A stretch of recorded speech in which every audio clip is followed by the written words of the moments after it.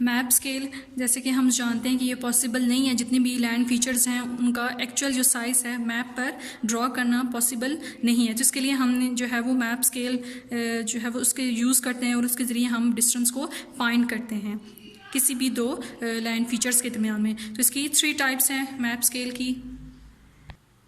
सबसे पहली टाइप है स्टेटमेंट ऑफ स्केल, यानी कि हम डिस्टेंस को फाइंड करने के बाद, यानी कि यहाँ पर जैसे बताया गया इन दोनों के दरमियान में हम डिस्टेंस को फाइंड करेंगे, उसके बाद जो डिस्टेंस आएगा उसको हमने डिस्क्राइब करना है वर्ड्स की सूरत में। इस वजह से हम इसको स्टेटमेंट ऑफ स्केल कहते हैं। ठीक है, जैसे यहाँ पर स्केल का दिया हुआ है 1 इंच अगर आएगा तो वो इक्वल होगा 4 माइल्स के। अगर इन दोनों के दरमियान में डिस्टेंस आया है 2.5 इंचेस, तो हम इसको 4 से मल्टीप्लाई करेंगे तो हमारे पास जो है वो डिस्टेंस जो है वो आ जाएगा, जो कि इन दोनों के दरमियान 10 माइल्स का। ठीक है, तो हमने ये जो डिस्टेंस आया है, हमारे पास जो आंसर आया है, इसको हमने स्टेटमेंट की सूरत में जो है वो लिखेंगे, वर्ड्स की सूरत में लिखेंगे। इस वजह से हम इसको स्टेटमेंट ऑफ स्केल कहते हैं।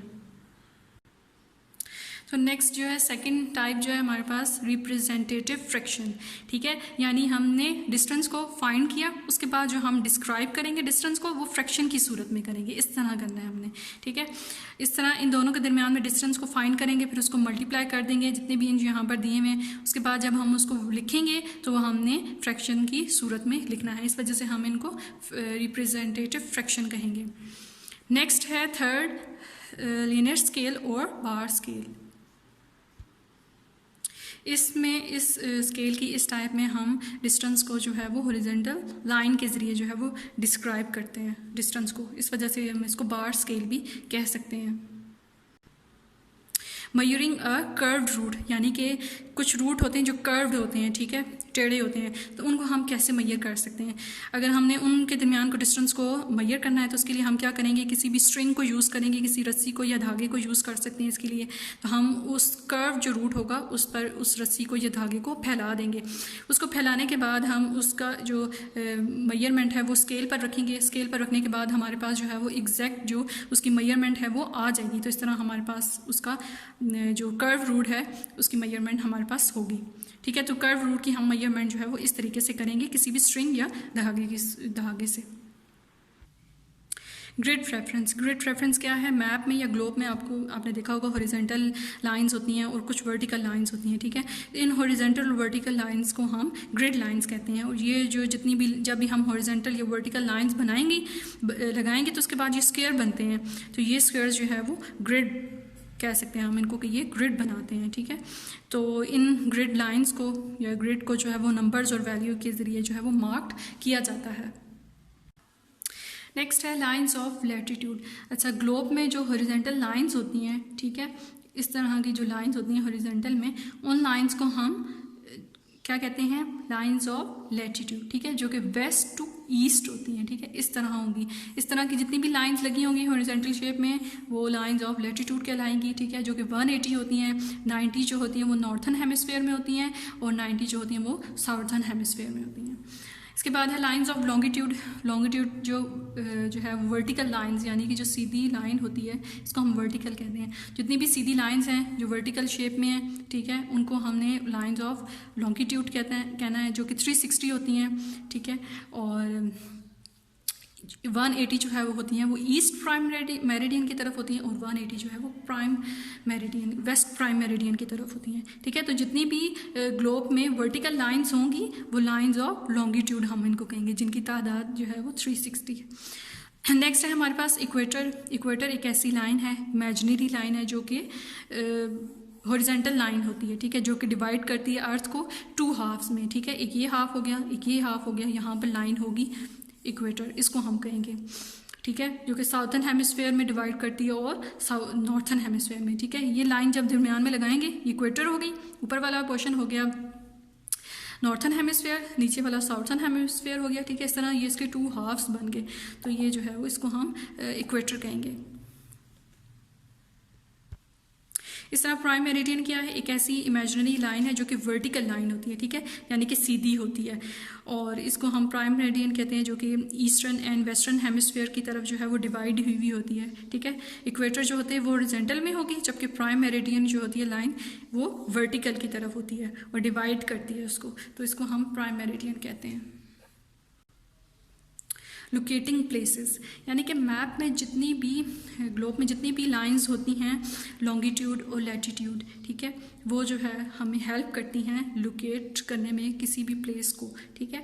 जितनी भी लाइंस होंगी उसमें नंबर्स होते हैं या डिग्रीज दी हुई होती हैं, लॉन्गिट्यूड और लैटिट्यूड दोनों लाइंस में नंबर और डिग्रीज दी हुई होती हैं। इन नंबर्स और डिग्रीज को हम कोऑर्डिनेट्स और ग्लोबल एड्रेस भी कह सकते हैं, ठीक है। तो इन लाइंस के ज़रिए जो है नंबर ऑफ डिग्रीज के ज़रिए हमें जो है हेल्प मिलती है किसी भी ग्लोब में किसी भी प्लेस को हम जो है वो आसानी से लोकेट कर सकते हैं। जैसे यहाँ पर एग्जांपल दी हुई है, पाकिस्तान की लोकेशन क्या है ग्लोब में, 61 degree east to 77 degree east longitude and 24 degree and to 37 degree and latitude, ठीक है। तो इन लाइंस के ज़रिए लॉन्गिट्यूड और लैटिट्यूड लाइंस के ज़रिए जो है वो हम अंदाज़ा लगाते हैं, उनके ज़रिए हम एस्टिमेट करते हैं कि प्लेसेस को कहाँ पर मौजूद है।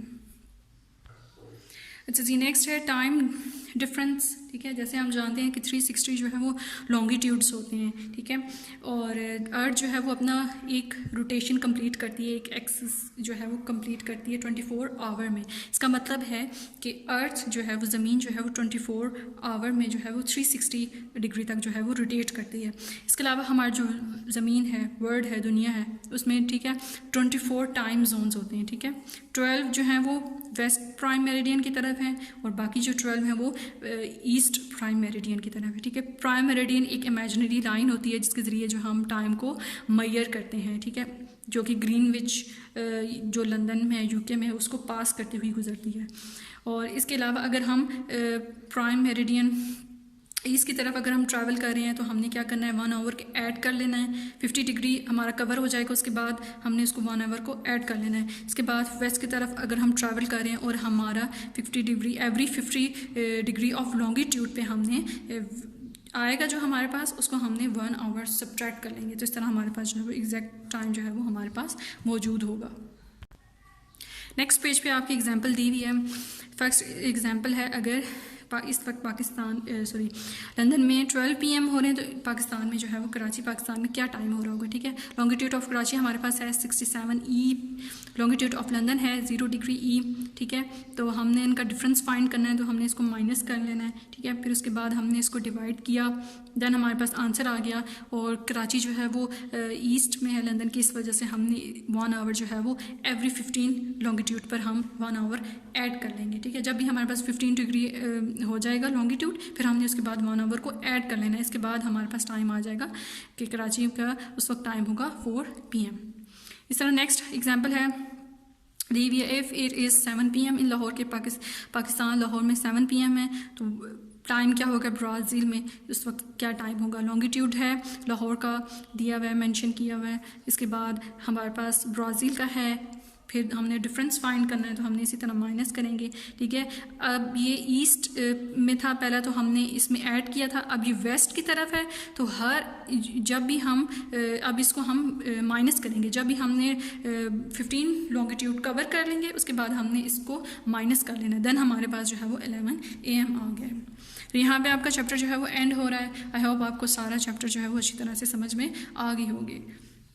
अब हम इसकी एक्सरसाइज कर लेते हैं जी। तो एक्सरसाइज में जो शॉर्ट क्वेश्चंस दिए हुए हैं आपको, उसके आप लोगों को नोट्स मिलेंगे। लॉन्ग क्वेश्चन देख लें। Describe the importance of a maps in everyday life, यानी कि मैप की क्या इंपॉर्टेंस है, उसकी क्या अहमियत है हमारी रोज़ाना की लाइफ में। इसका आंसर है पेज नंबर 11 पर जी। तो यहाँ पर आपके पास पैराग्राफ है, सेकंड पैराग्राफ, उसकी 4th लाइन में देखिए आपके पास लिखा हुआ होगा द ग्राफिकल रिप्रेजेंटेशन। तो यहाँ से आपने स्टार्ट करना है अपना क्वेश्चन नंबर 1 लॉन्ग, और ये पूरा यहाँ पर आएगा वेदर कंडीशंस तक, ये आपका क्वेश्चन 1 जो है वो एंड होगा। तो ये सारा पैराग्राफ इसमें इंक्लूड है। इसके बाद सेकंड क्वेश्चन है what are the lines of longitude and latitude.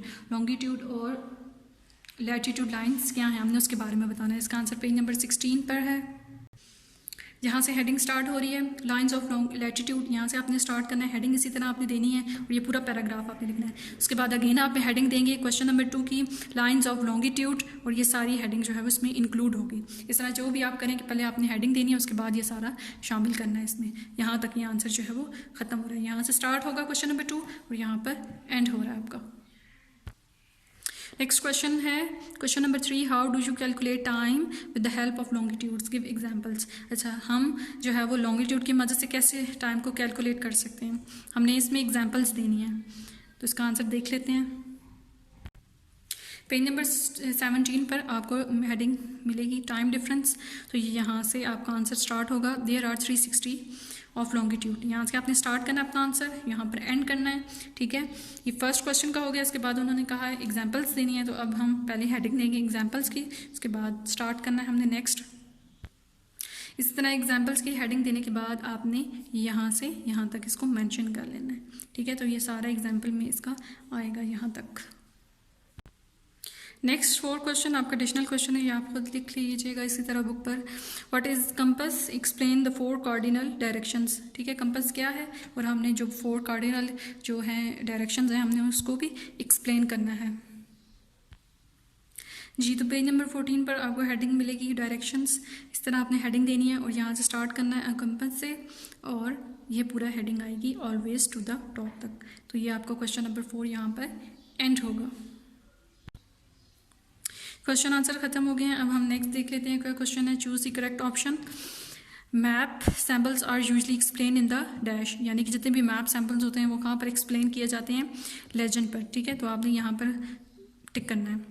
Second है the symbols used in the map to show a forest, lake और अ फील्ड और कॉल्ड एरिया सैम्पल्स, ये इस पर टिक होगा। यानी कि जितने भी सैम्पल्स जो कि फॉरेस्ट को, लेक को और फील्ड को शो करते हैं उन सैम्पल्स को हम एरिया सैम्पल्स करते हैं, तो यहाँ पर आपने टिक करना है। थर्ड है the cardinal point north is always to the top, यानी कि जो कार्डिनल पॉइंट है नॉर्थ वो हमेशा जो है वो टॉप पर होता है, टॉप पर आपने टिक करना है। The dash you uses words to describe the ratio of actual distance and map distance, ठीक है। फ्रैक्शन या रेशियो जिसमें हम यूज़ करते हैं वो रिप्रेजेंटेटिव फ्रैक्शन होता है, यहाँ पर आपने टिक करना है।